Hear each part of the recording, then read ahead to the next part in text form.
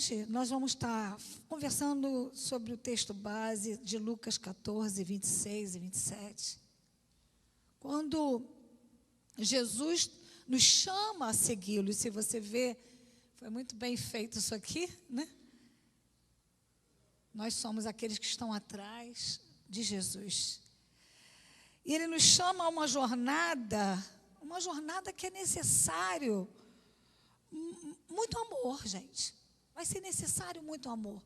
Vai ser necessário muita disposição e entrega. E esse texto ele fala: se alguém vier a mim e não aborrecer a seu pai, a mãe, e a mulher, e os filhos, os irmãos e irmãs, e ainda também a sua própria vida, não pode ser meu discípulo. E qualquer que não levar a sua cruz e não vier após mim, não pode ser meu discípulo.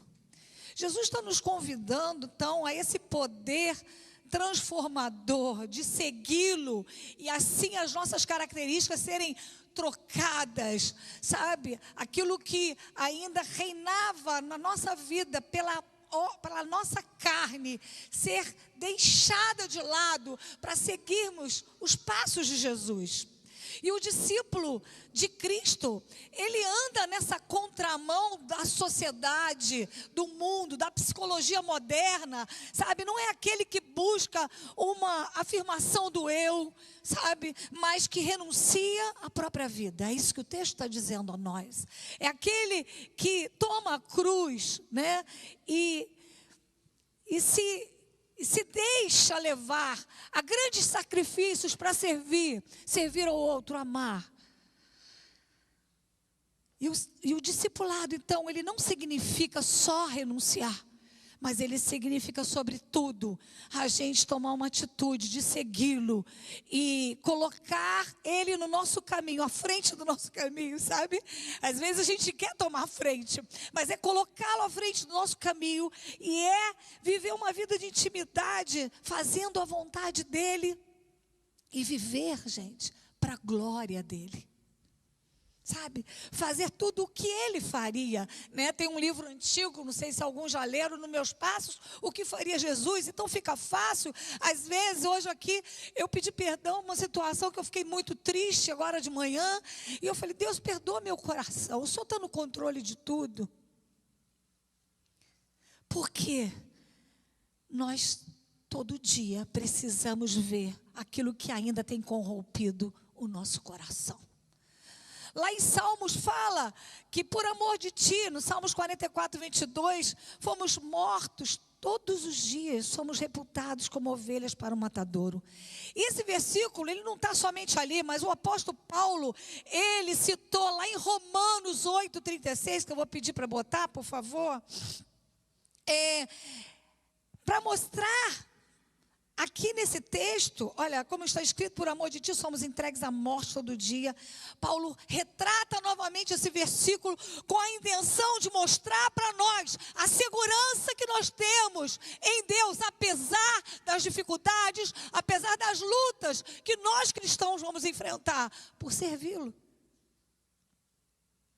Mas a gente vai ver aqui o apóstolo Paulo no versículo, eu vou pedir para botar no 34. 5, se eu não me engano é 35, vai um antes, por favor. Ele fala: quem nos separará do amor de Deus?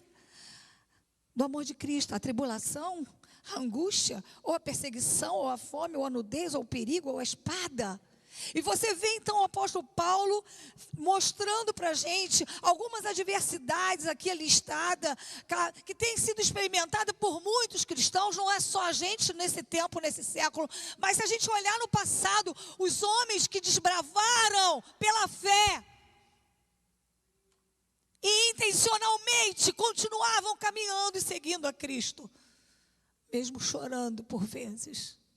E você vê então o apóstolo Paulo dizendo: por que tudo isso, né, nós estamos vivendo, mas sabemos que no meio disso tudo podemos redundar glória para Deus, porque aqueles que dão a vida pela causa do Senhor, Eles não são vítimas, não são pessoas miseráveis, são vencedores. E é isso que Paulo fala no versículo seguinte, 8:37. E ele disse: mas em todas as coisas somos mais que vencedores.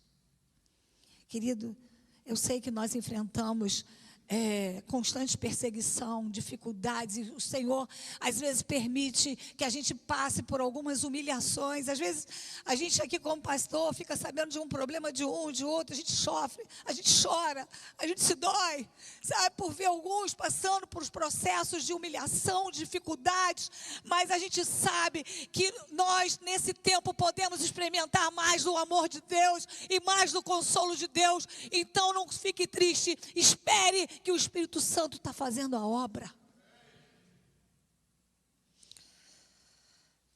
E a gente vê que a palavra de Deus vai nos avisando que no decorrer da história, sempre, é como diz no final do capítulo 24 de Mateus, falando sobre um tempo de tribulação, que muitos seriam odiados, que muitos trair-se-ão, e coisas que ainda vão acontecendo, que vão acontecer, mas a palavra de Deus, ela está nos avisando, para que a gente, durante essa peregrinação aqui na terra, no tempo que você tiver que passar por alguma luta, você não desista,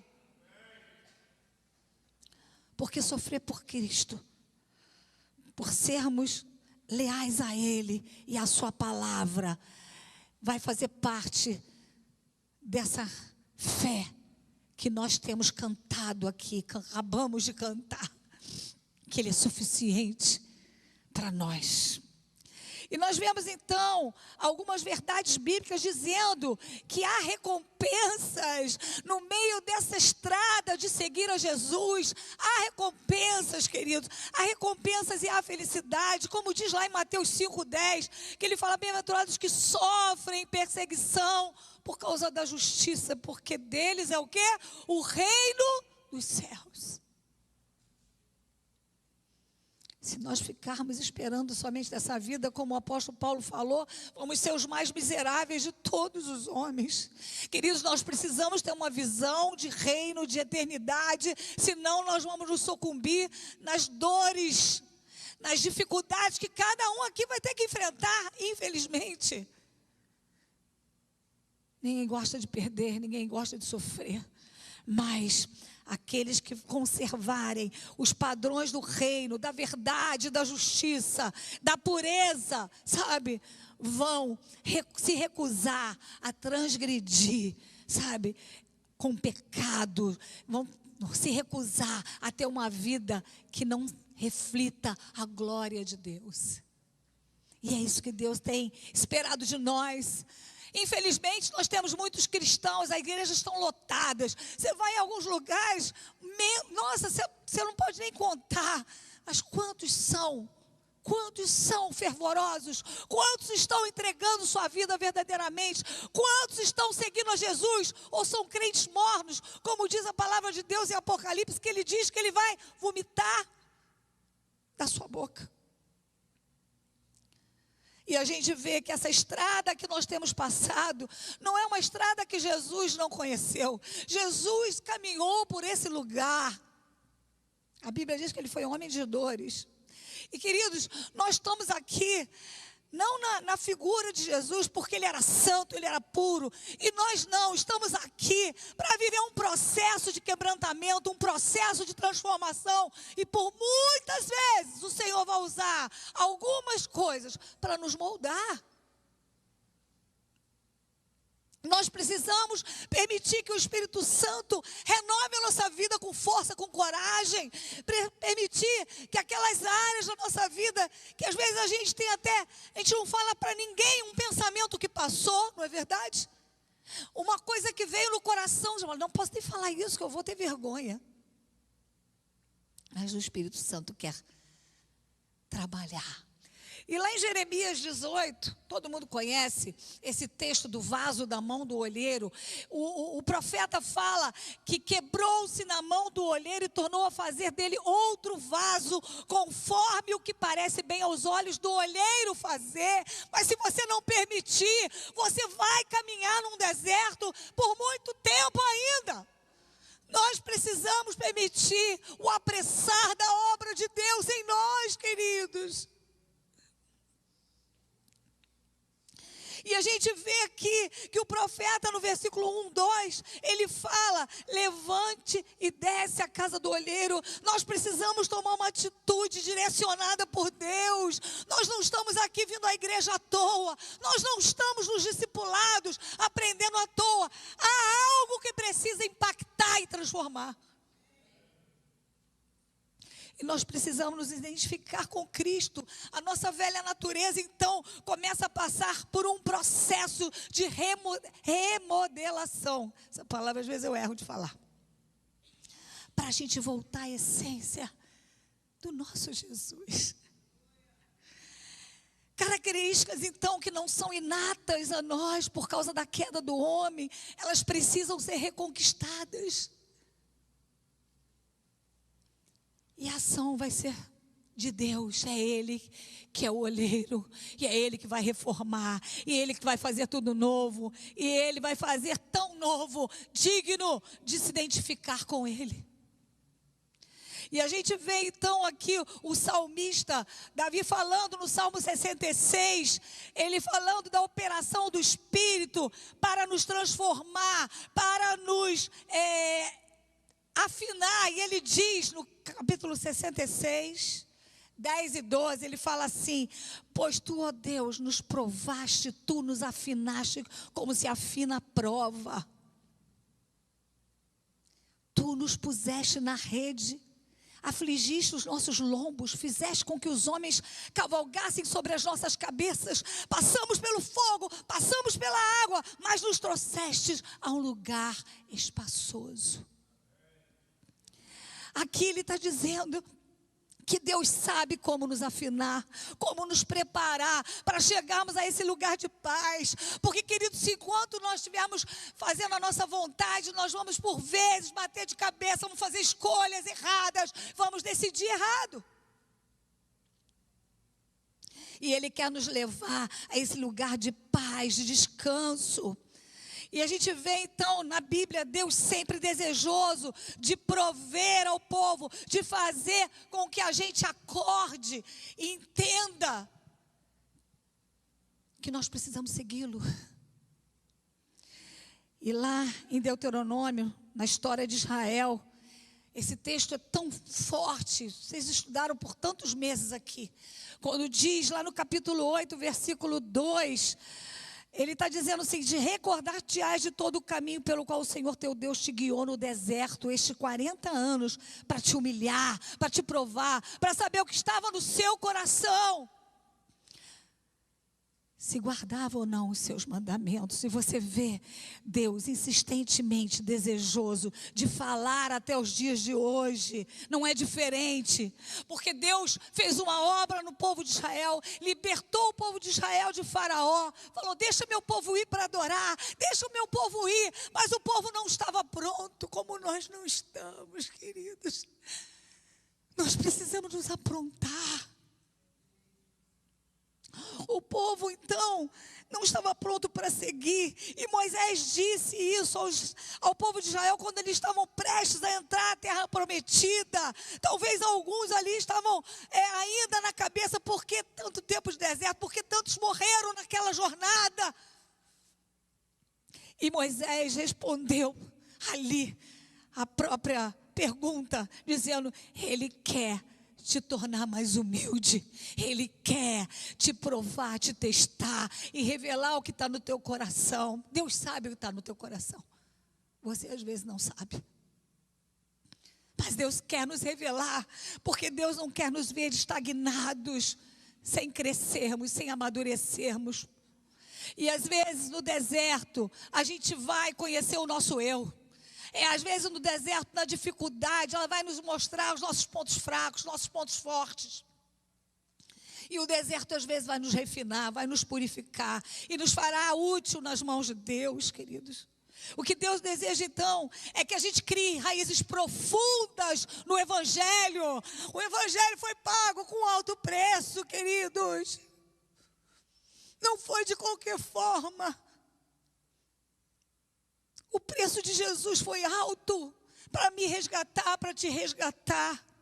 E a gente dá pouca importância. Às vezes a nossa vontade impera as nossas responsabilidades. Às vezes a nossa vontade impera no serviço que nós temos que fazer, executar.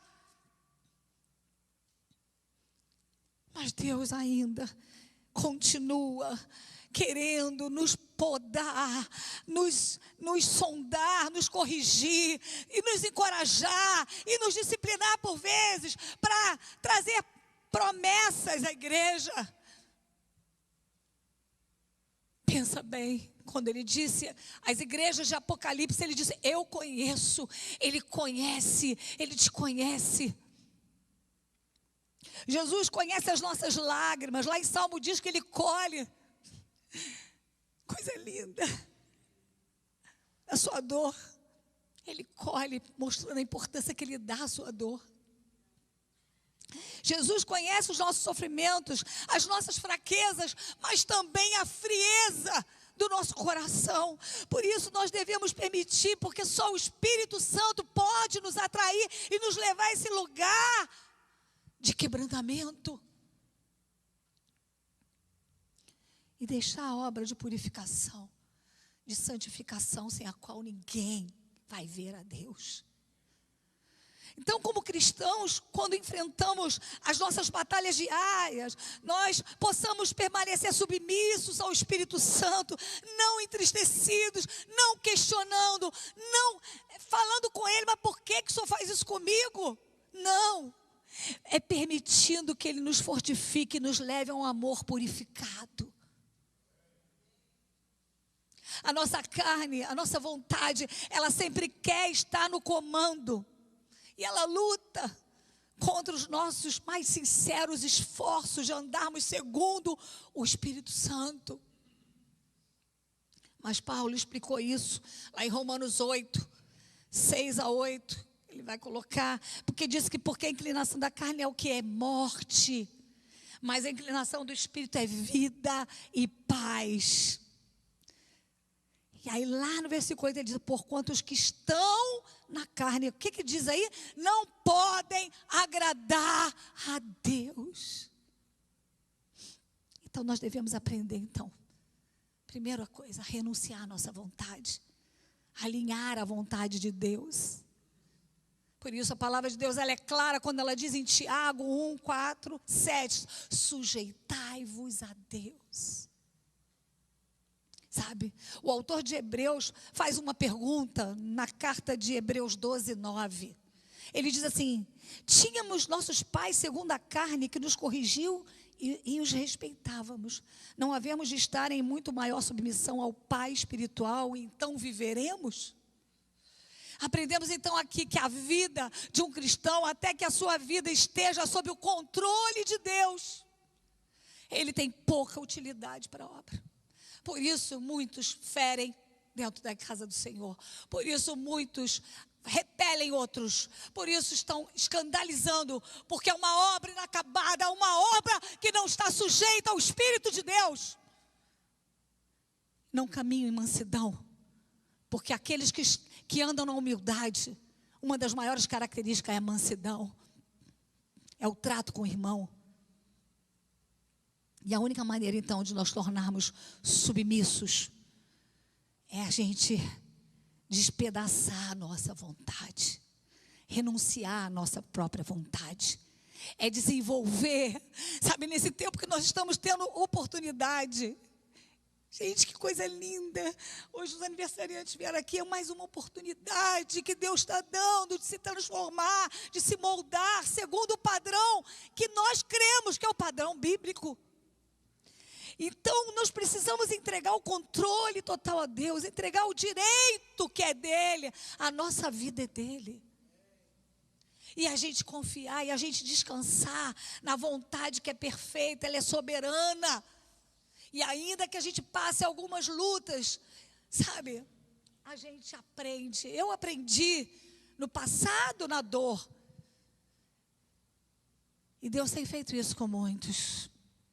Alguns homens, então, nos servem de inspiração, sabe, como modelo de como buscar Deus, como pedir ajuda a Deus quando a gente erra, porque aqui, ninguém aqui vai deixar de pecar, porque infelizmente essa carne é, desculpa a palavra, maldita. Mas a gente vê na vida de Davi, no Salmo 12, quando Davi pecou, segundo Samuel 12, quando ele pecou, o orgulho levou a ele ao precipício do pecado.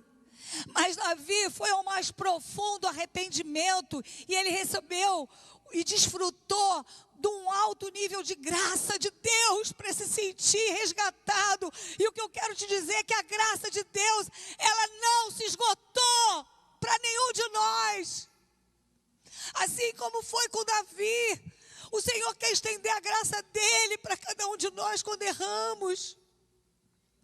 E o Espírito Santo quer nos levar a esse quebrantamento. E a gente vê na vida de Davi que esse homem se colocou de joelhos em penitência por causa dos seus pecados, a ponto daquela experiência poder nos mostrar no Salmo 51, 17, que ele disse: os sacrifícios para Deus são um espírito quebrantado. A um coração quebrantado e contrito não desprezará a Deus. E é esse coração que Deus não despreza. Nós precisamos entender que quando estamos na presença de Deus, precisamos ser transparentes. Não adianta colocarmos máscaras, mostrar quem não somos. Mas esse espírito quebrantado, que lá em hebraico é chamado de, o contrito é daká, em hebraico sabá, o quebrantado, que quer dizer esmagar, quebrar, despedaçar. Deus se achega àquele cuja sua própria vida, então, tem sido esmagada, ferida, quebrada, despedaçada, por amor a Ele.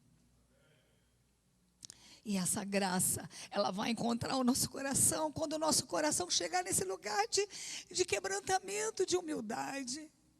Porque Deus se achega aos humildes. Lá em Isaías 57, queridos, 15, fala assim: porque assim diz o alto e sublime que habita na eternidade, cujo nome é santo, num alto e santo lugar eu habito, como também com o contrito, quer dizer, daká, e o abatido de espírito. Para quê? Para vivificar o espírito dos abatidos, para vivificar o coração dos contritos. Eu li um livro do Atmani, que é o livro A Liberação do Espírito, e ele disse o seguinte: para quebrarmos nossa vontade, Deus deve nos derrubar como um forte golpe, até que nos prostremos no pó e digamos: Senhor, não ouso pensar, não ouso questionar, não ouso decidir por conta própria, em todas as coisas eu preciso de Ti. E ao estarmos assim contritos, aprendemos que a nossa vontade não pode agir independente de Deus, queridos. Sabe, em outros tempos, lá no passado, quando nós não conhecíamos a Cristo de verdade, eu nasci numa casa pastoral, fui criada ali no alicerce, mas eu tive meu encontro com Deus, e meu encontro com Deus foi profundo. Eu fui batizada aos 13 anos, mas com 16 para 17, eu fui batizada no Espírito, para mim poder sair daquela frieza, daquela redoma, que às vezes eu tinha na minha imaturidade. Então, em outros tempos, nós podíamos nos permitir, nós sermos até inflexíveis, obstinados, mas nós, como uma casa que se sustenta por muitas paredes, nós precisamos, então, deixar Deus removendo as coisas. E é isso que o Espírito Santo tem feito nas nossas vidas. Vai tirando alguma parede, sabe? Ficar à base do desmoramento, para que a gente possa despedaçar esse nosso eu e permitir que o Espírito more em nós. Como foi dito hoje aqui, nós somos a casa de Deus. Mas sabe, se eu te perguntar, você quer ser a casa favorita de Deus? Já leram esse livro? Pode ler, que é maravilhoso. A casa favorita de Deus, do Tommy Tenney. Gente, vai te levar ao trono de Deus. Porque nesse processo de quebrantamento, o Espírito Santo, ele pega uma pessoa cheia da vontade dela, ele começa a estabelecer limites na sua vida, levando você a um caminho de obediência, mas ainda não é uma obediência radical. E aí você começa a desfrutar da vida, mas dentro dos limites estabelecidos por Jesus. E conforme você vai amadurecendo na fé, vai amadurecendo, você vai descobrindo que os limites ao seu redor se tornaram mais restritos ainda. E com o tempo, você e eu vamos sendo mais e mais controlados pelo Senhor. E vamos permitindo que a vontade dEle seja feita na nossa vida. E a gente vê isso na Bíblia. Alguns experimentaram essa cerca de proteção do Senhor.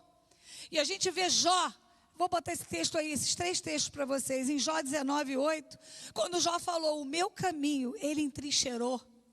E já não posso passar nas minhas veredas por trevas. Lá Davi no Salmo 139:5, ele disse, tu me cercaste por detrás e por diante. E puseste sobre mim a tua mão. Lá em Lamentações, Jeremias, declara também, Lamentações 3, 7, 9, cercou-me de uma sebe, não posso sair. Agravou os meus grilhões, fechou os meus caminhos com pedras lavradas, fez tortuosas as minhas veredas.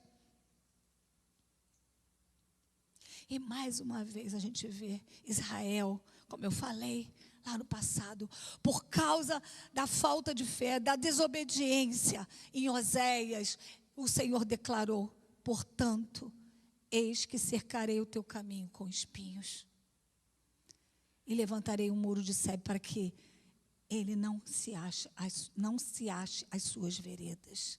Queridos, Deus estabelece limites na nossa vida para cada um de nós. E esses versículos nos mostram as diferentes formas de Deus agir. E Deus vai, pela misericórdia dEle, agir na minha vida e na sua vida. Será que a gente pode chamar isso de barreiras espirituais que Deus constrói, sabe, para a gente não sair, não abusar dos lugares que a gente não pode pisar? Deus está tentando nos guiar pela vereda de paz, como eu disse, um lugar espaçoso, que só virá através da obediência. Lá em Provérbios 25, 28, Salomão disse assim, como uma cidade derrubada, sem muro, assim é o homem que não pode conter o seu espírito. Porque um cristão, gente, indisciplinado, é um alvo fácil para o inimigo. Mas a graça de Deus quer nos manter, quer nos guardar, quer nos manter longe das armadilhas do inferno. E Deus tem pressa que a gente amadureça, que a gente esteja satisfeito em realizar a vontade dEle. Quando Ele disse que a vontade dEle é boa, é perfeita, agradável, porque não há coisa melhor. E a gente então experimenta essa vontade até que a nossa vida vai se assemelhando a Ele, até que a gente volte a essa essência da adoração, até que nós e Deus nos tornemos um e vivamos o propósito para o qual nós fomos criados. Porque, queridos, eu vou te dizer, se você não cumprir o seu propósito, eu posso te afirmar, você vai ser uma pessoa infeliz. Enquanto você lutar com a sua carne e não fizer o que o Espírito de Deus te trouxe para ser, é nisso que você vai ter liberdade e alegria. E nós somos chamados então a abandonar nossos próprios interesses, os nossos planos, os nossos objetivos, e nós sujeitarmos ao senhorio de Deus, tirar os ídolos que tomam o lugar do Senhor por vezes, nos distraem, ocupam o espaço do nosso coração, para que Ele seja o provedor, para que Ele seja o protetor, e Ele traga satisfação à nossa vida.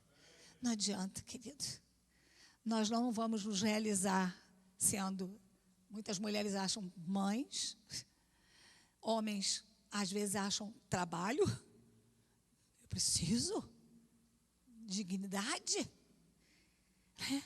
Tudo isso é lícito, é bom, mas não pode ocupar a nossa maior ambição.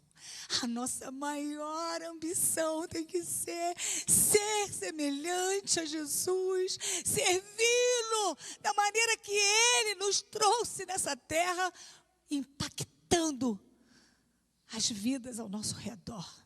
Mas então, esse convite de Jesus para a gente poder segui-lo, sabe, ele também nos convida a sermos participantes da sua natureza.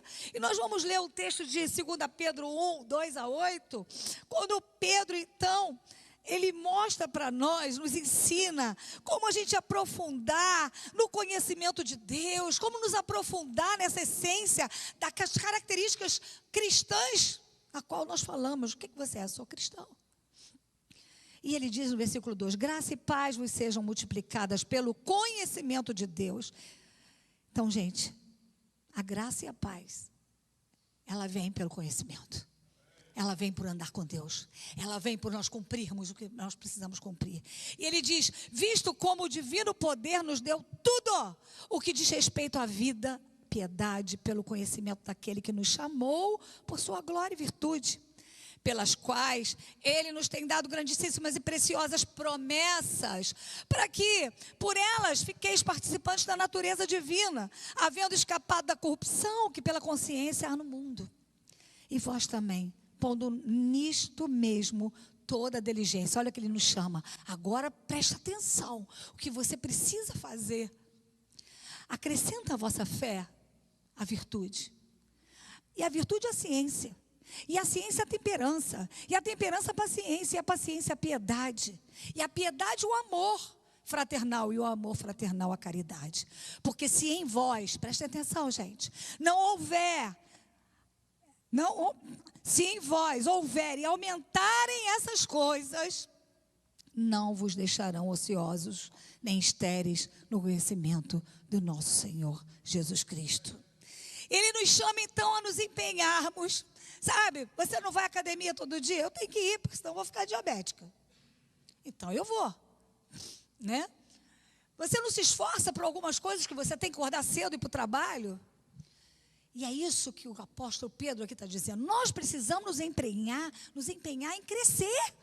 Crescer espiritualmente, desenvolver, né, conquistar, sabe, a natureza de Deus.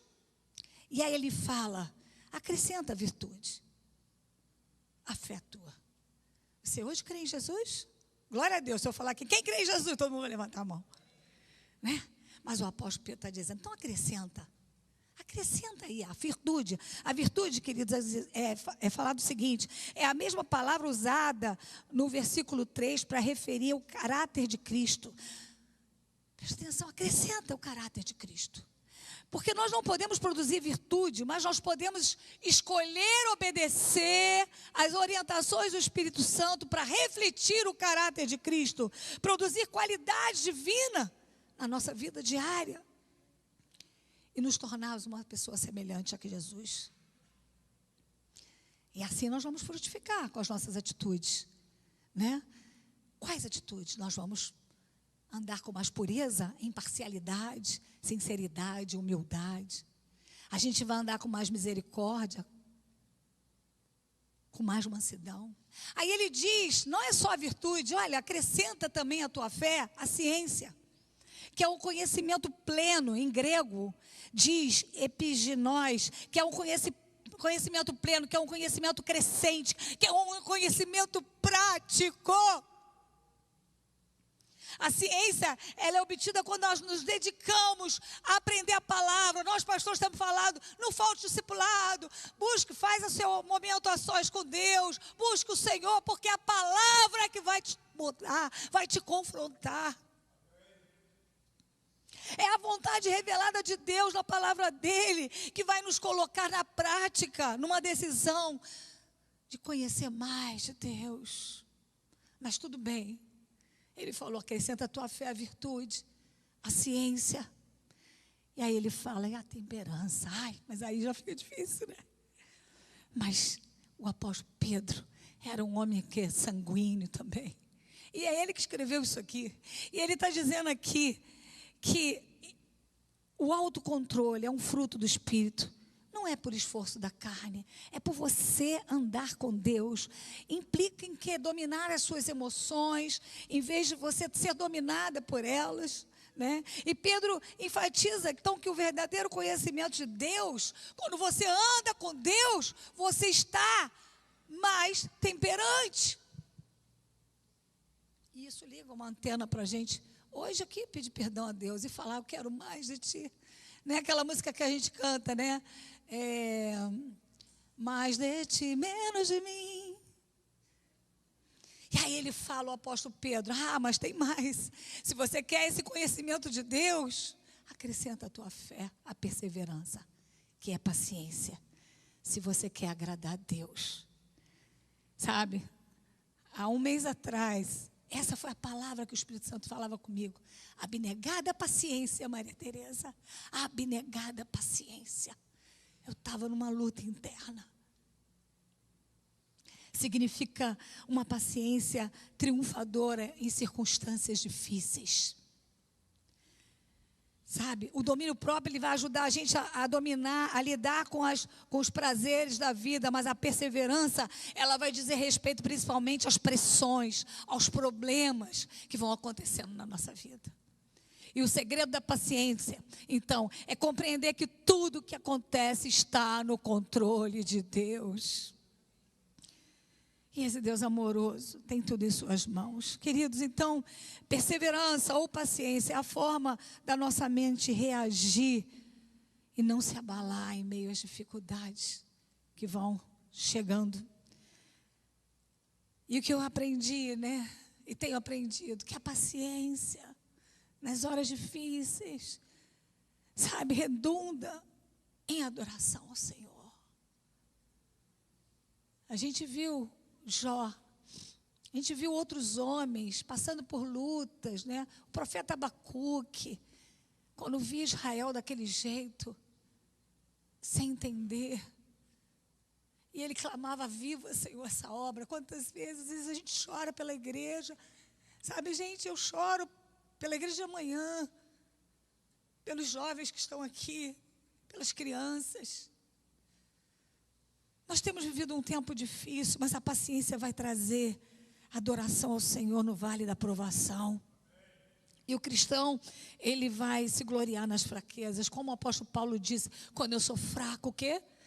É que eu sou forte, porque eu crio uma dependência. Mas o apóstolo Pedro, ele vai então dizer, acrescenta a sua fé agora na piedade.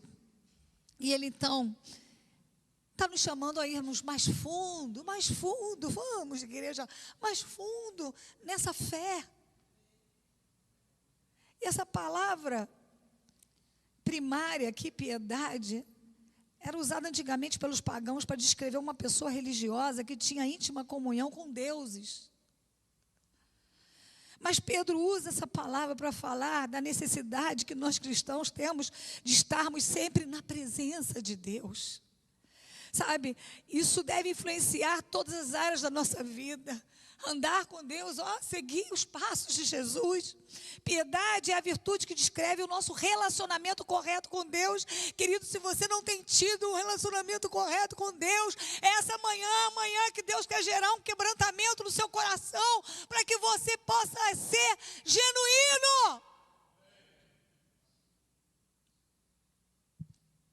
E a piedade, então, descreve esse relacionamento certo com Deus. Queridos, num mundo que valoriza tanto o poder, o sucesso, né? A saúde, o detrimento dos valores espirituais vão ficando para trás. Mas a nossa maior necessidade é a piedade, que diz Pedro aqui. É nós termos um relacionamento correto com Deus. A nossa maior necessidade é Deus. Nós precisamos dele. Nós precisamos mais do amor de Deus. É sentir o amor de Deus e colocá-lo em prioridade. Deixa o cansaço, sabe? Deixa, às vezes, o temor, o medo. Eu me senti incapaz de pregar hoje de manhã. Eu falei, Deus, eu escrevi isso tudo, mas eu estou cansada, eu estou com a cabeça cansada. Meu marido sabe, eu fui lá no quarto que ele estava vendo televisão, eu falava, está tudo embaralhado. Mas eu creio que a obra quem faz é o Espírito que está aí falando com você. É o Espírito que vivifica. E o apóstolo Pedro fala, acrescenta a tua fé, o amor fraternal, né? Com um relacionamento correto com Deus, você vai conseguir, o significado dessa palavra, Filadélfia, você vai conseguir amar o próximo, sabe, como se ama um irmão de sangue. Imagina, é isso que Deus espera de você. Você olha para o teu irmão e você fala, eu amo meu irmão. Você tem que amar igual quem não é o teu irmão de sangue. Amamos os nossos irmãos de sangue, não apenas pelas suas virtudes, mas apesar das fraquezas a gente ama, não ama? Esse amor está intrínseco, está ligado ao amor que está descrito lá em 1 João. Se alguém diz, eu amo a Deus e aborrece o seu irmão, então vai aí uma advertência. Para de provocar os irmãos. Para de fazer um mosquitinho aqui. Para de ser rude nas palavras com seus irmãos. Às vezes vem num tom de brincadeira, mas Deus não gosta de deboche. Deus não gosta que a nossa boca saia para amar. E aí o apóstolo Pedro, ele coloca esse amor fraternal, um amor que envolve servir ao outro, compartilhar com o outro, orar pelo outro, sabe? Quando você vê um irmão passando alguma peregrinação, uma oportunidade você tem para orar por ele, para mostrar o teu amor por ele. Você fala, eu vi, pastora Maria Teresa passou com uma carinha tão triste hoje. Vai para casa, ora por mim. Eu passei pelo irmãozinho, eu vi que ele está cansado, ora por ele. E esse amor não deve ficar restrito à igreja, mas ele precisa fluir por meio dela para alcançar todos, em todos os lugares, buscando sempre o melhor para os outros. Levar a sua vida secular como um servo de Cristo.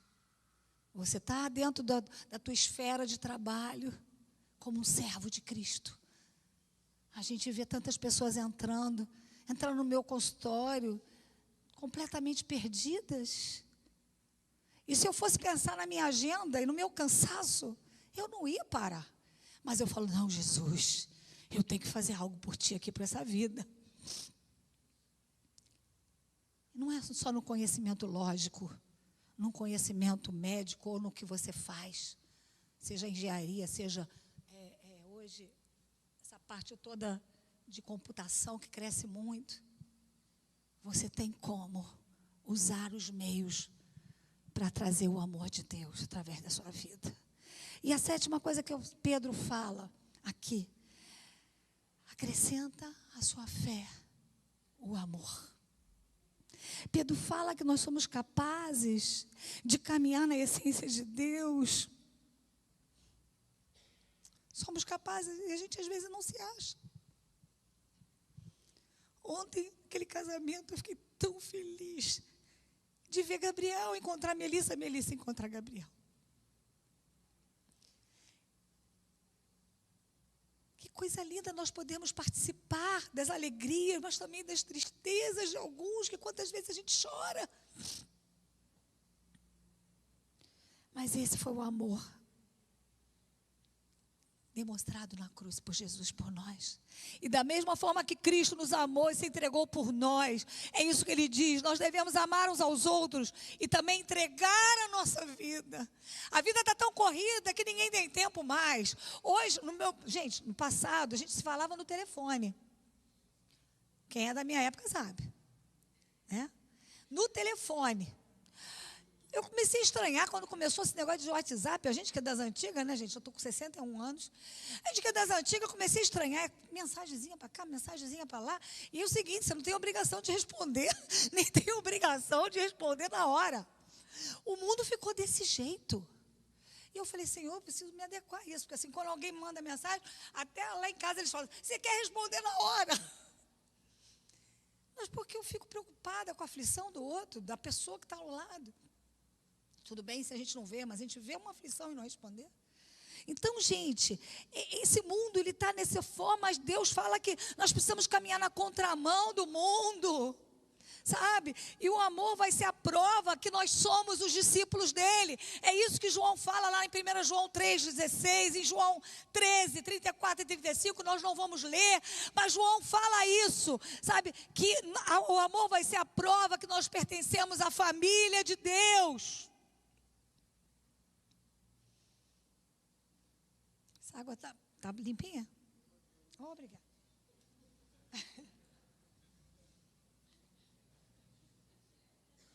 E a gente vê aqui, então, que a gente precisa passar por esses degraus de crescimento espiritual que Pedro está mostrando. E em 2 Pedro 1, 8, voltando ao texto que a gente estava lendo, ele diz: porque se em vós houver e aumentarem essas coisas, não vos deixará ociosos nem estéreis no conhecimento do Senhor Jesus Cristo. Então, o resultado de toda essa busca de conhecer mais a Deus, se identificar com Cristo, voltarmos à essência de Jesus, o resultado vai ser uma vida sadia, uma vida frutífera. E a gente vai desfrutar mais de Deus.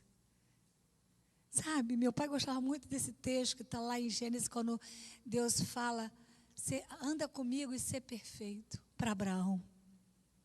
Anda comigo e ser perfeito.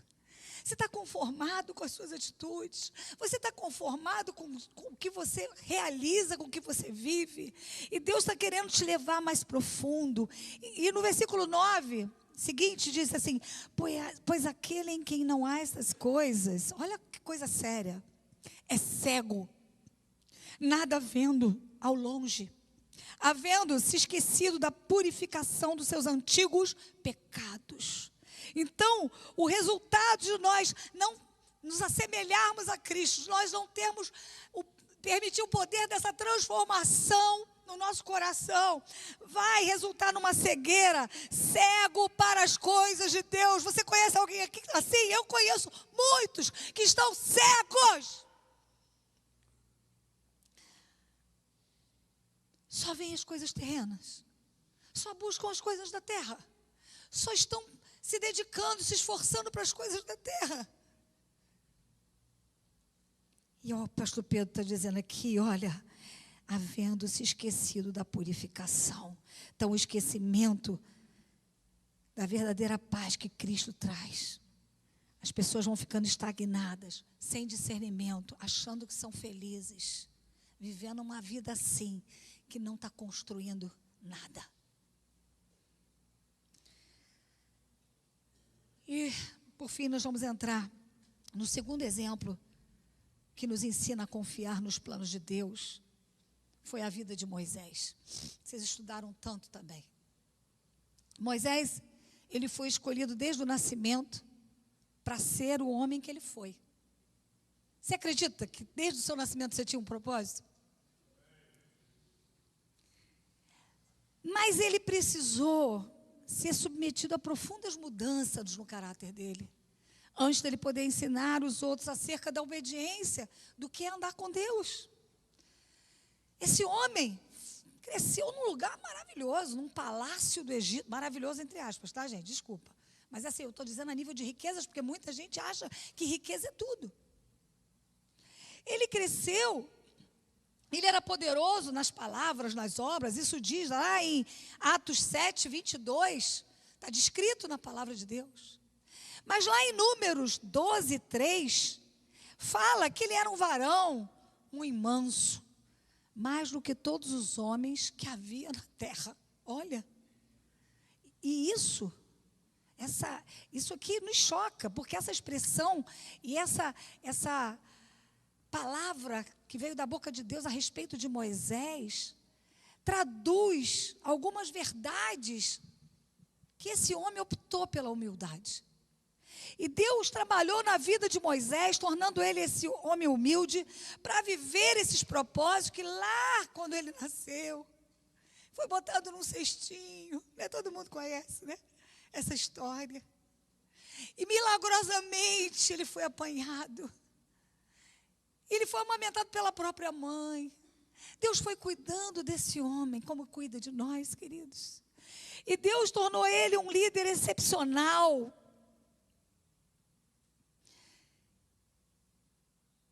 Porque o caminho para Deus confiar grandes coisas a nós é o caminho da humildade, que vai nos levar à maturidade.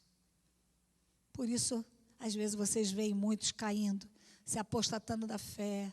Homens que têm dons, porque Deus não revoga dons, mas que não aguentam a pressão. Porque não passaram pelo processo de um quebrantamento. E você vê esse homem chamado Moisés, fugiu para Midian, depois dele ter sido acusado de matar o egípcio. Todo mundo conhece a história. E lá em Êxodo 2,15 fala isso, porque aqui ele ainda estava cheio da justiça própria dele. Ele achava que ele podia agir pela força dele. Mas aí Deus leva ele lá para o deserto.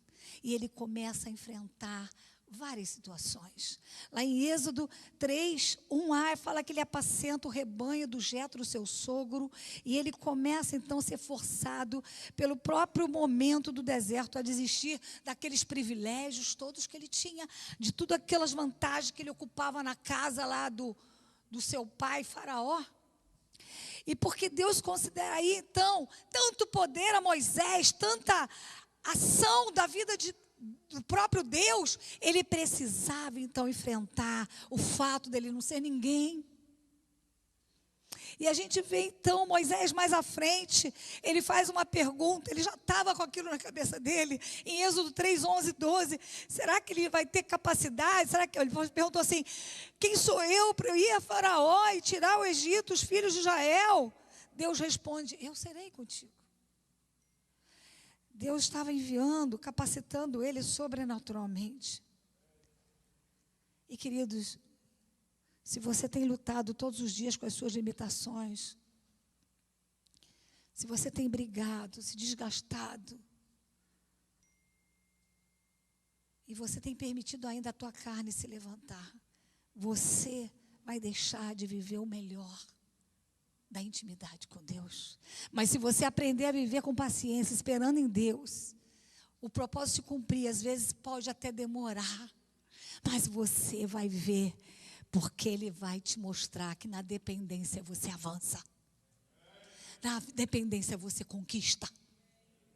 Na dependência você se torna pleno. Então, queridos, Moisés, então, foi levado ao deserto, um lugar solitário.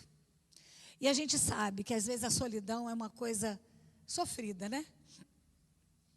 Porque é um lugar sem som, a gente quer ouvir Deus, não consegue. Mas a segunda coisa que Moisés precisava passar era o fator tempo. E às vezes a gente esquece que Deus tem o tempo dele. Como ele diz em Eclesiastes, há tempo de chorar, de sorrir, né? De plantar, de colher. E a gente vê lá em Atos 7:29-36, eu não vou ler tudo, mas ele vai botar aí a palavra toda aí para vocês, até o versículo 36, mas ele fala, fugiu Moisés, né? Como estrangeiro da terra de Midian, onde gerou 2 filhos. Aí no versículo 30 ele fala, completou 40 anos, e apareceu o anjo do Senhor no deserto. E aí fala, foi dirigida a voz do Senhor a ele, no versículo 31, e tendo visto atentamente a aflição, no versículo 34, meu povo, né, os seus gemidos, e descia a livrá-los, e este Moisés, o qual havia negado, dizendo, quem te constituiu príncipe e juiz? A este enviou Deus como príncipe libertador pela mão do anjo que lhe aparecera no sarçal. Versículo 36, ele diz, foi este que o conduziu para fora, fazendo prodígios, sinais na terra do Egito, no Mar Vermelho e deserto, por 40 anos. Moisés chegou ao deserto e 40 anos mais tarde ele sai desse lugar com um aprendizado, com um coração quebrantado, entendendo esperar e confiar em Deus.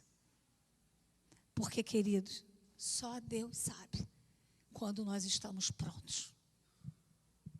Às vezes a gente acha que a gente tem capacidade. Moisés precisava ser moldado assim como nós. E quando se trata de andar com Deus, não existe maturidade instantânea.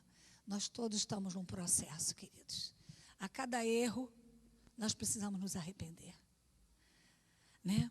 E a gente precisa manter esse relacionamento correto com Deus. Mas uma outra coisa que Moisés teve que passar foi pela solidão, né? E ele teve que descobrir ali e criar raízes em Deus, porque Deus nunca nos abandona. Sabe, às vezes eu fico pensando, porque eu já passei por isso, você ficar num lugar sozinha, você ficar num CTI, não tem ninguém do seu lado, não tem ninguém para te abraçar, não tem ninguém para falar com você. Você está num lugar isolado, mas, queridos, Deus está ali. Deus está ali. Deus está ali conosco. Então, o que aconteceu aqui foi que ele aprendeu que ele podia continuar fazendo exatamente o que Deus o chamou para fazer, mesmo em amargas dores e oposições. E aí Moisés vive também a quarta coisa, de um desconforto tão grande. E a Bíblia diz que ele estava ali, vou ler para vocês, Êxodo 3:1. Apacentava Moisés o rebanho de Jetro, seu sogro, sacerdote Midian, e levando o rebanho para o lado ocidental do deserto, chegou ao monte de Deus, o Horebe. Moisés estava ali à sombra do monte Sinai, justamente a montanha pelo qual Deus desceria e falaria com ele naquela época. Não era naquela época, desculpa. Mas naquele momento, naquela época que ele estava ali, ele não estava pensando em nada tão profundo. Ele estava ali, atento a buscar um lugar para sustentar as ovelhas. Ele estava ali naquele lugar que futuramente Deus desceria. E quantas vezes, gente, isso acontece conosco? Deus precisa criar um ambiente para falar conosco, para nos mostrar que nós não estamos sozinhos e que a gente precisa permitir, valorizar o tempo que Ele nos leva para nessa purificação e nessa transformação. A gente sabe que lá em Midian não era nada confortável. Esse homem, Moisés, ele morou num lugar que a Bíblia diz que era perto do rio Nilo. Ele foi levado para um lugar depois seco, de difícil acesso. Porque Deus precisa quebrar algumas camadas sólidas do nosso coração, como precisou quebrar na vida de Moisés. O alvo de Deus, queridos, é o nosso homem interior. Eu posso apresentar muitas coisas boas para você, até aqui pregando, mas Deus me conhece. Quem nos conhece por inteiro? E essas camadas resistentes estão sempre tentando operar na nossa vida. Eu coloquei nome para elas: o orgulho, as barreiras de ressentimentos. Quantas vezes a gente fica ressentido? O eu interior, como a gente já falou. Então, para a gente entrar na profunda intimidade com Deus, nós precisamos deixar o Espírito Santo nos levar a esse lugar de humildade, que traduzido pela igreja, pelo grego é humus, esterco, é uma terra fértil, rica em nutrientes, preparada para receber e semear. E a gente precisa, então, permitir que essas resistências... Eu ia falar aqui de cada resistência, mas eu sinto de Deus que a palavra já está ministrada. Já está ministrado. Eu ia falar do orgulho, falar do eu, dos ressentimentos, mas a palavra já diz o que é. Nós precisamos crer que Jesus veio trazer a humildade à terra de volta. E é possível. Ele trouxe, Ele nos restituiu essa essência. E nós precisamos, então, estudar o caráter de Cristo e buscar esse amor, e buscar essa entrega, e buscar viver a essência. E a gente precisa ter, como Filipenses fala, o mesmo sentimento que houve em Cristo Jesus.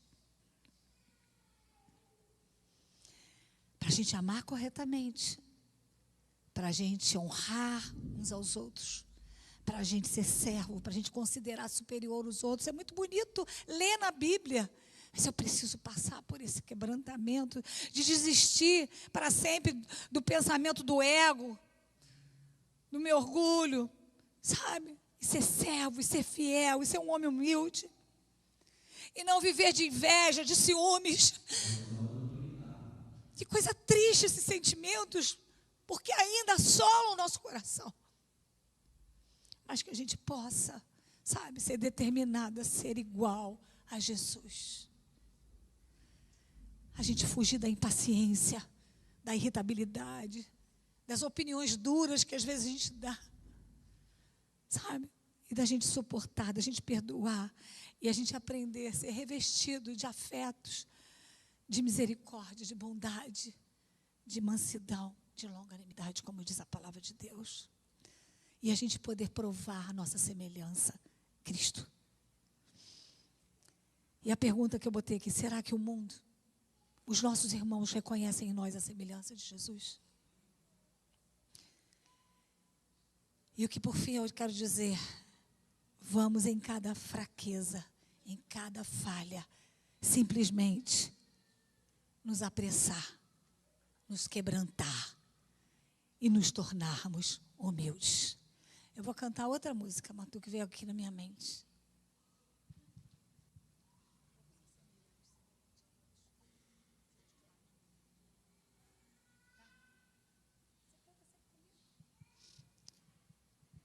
Nós vamos nos colocar de pé, queridos. E eu queria que você fechasse seus olhos agora. E você colocasse para Deus. Talvez você nem conheça algumas camadas resistentes. Ou você sabe quais são as camadas resistentes do seu coração. Deus, Ele quer, como Ele falou para Israel, nesse lugar ermo, solitário, como diz lá em Deuteronômio, povoado de uivos, Ele quer nos rodear, Ele quer cuidar de nós, Ele quer nos guardar como a menina dos olhos. Nós estamos num tempo de crescimento, num tempo de oportunidade. Deus quer nos guiar a grandes coisas, Ele quer que a gente se torne mais humilde, Ele quer provar o nosso coração, Ele quer revelar o estado do nosso coração nessa manhã.